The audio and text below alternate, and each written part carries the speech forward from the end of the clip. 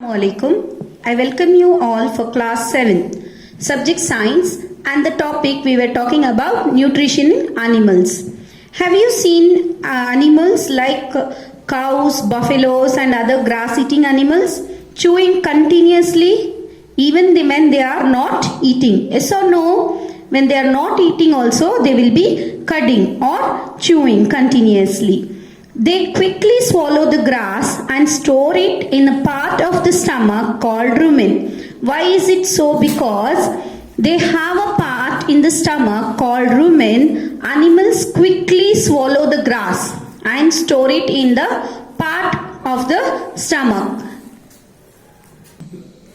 Here what happens is that partially digested food is called curd.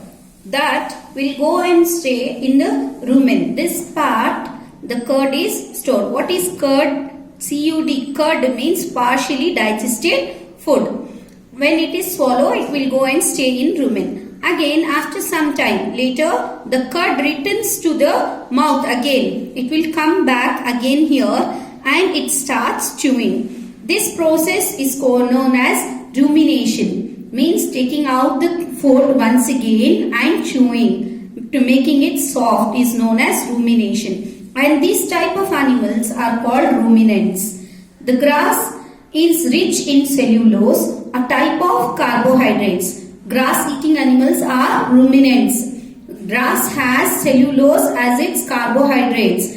In ruminants like cattle, deer, etc., bacteria is present in rumen. What is present? Bacteria is present in rumen, helps in digestion of cellulose. Human beings cannot eat grass because we don't have bacteria which is present in rumen. Human beings don't have rumen. We will not swallow the food and take it back in the mouth. Only the grass eating animals will swallow and again it start cutting because it has what? Bacteria and rumen part in the stomach.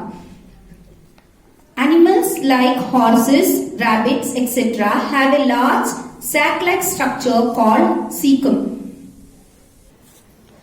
Animals have sac-like structure called cecum between the esophagus and the small intestine. The cellulose of the food is digested here by the action of certain bacteria which are not present in humans. Means in us it is not there. The bacteria is not present. Therefore human beings cannot digest cellulose.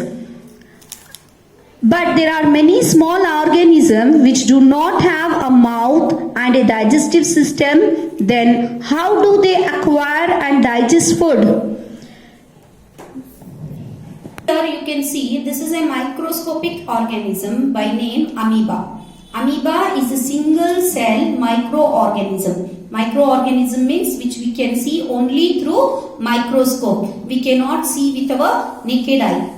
How do this organism will take its food? Means it does not have its mouth, hands, legs and all. And how? Then means it has only pseudopodia. This finger-like projection. This is the food you can see. Food particle where this is finger. It is an irregular shape. It does not have shape also. So it makes finger-like projections called pseudopodia or the false feet for movement and capture of the food.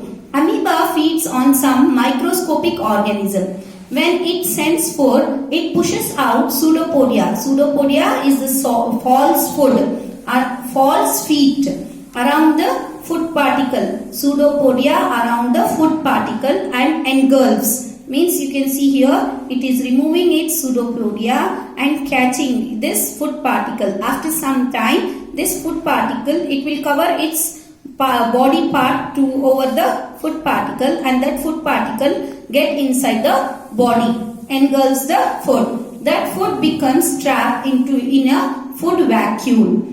Digestive juices are secreted in the food vacuole. They act on the food and breaks it down into the simpler substance. Gradually, the digested food is absorbed. The absorbed substance are used for growth, maintenance and multiplication. The undigested residue of the food is expelled outside by the vacuole.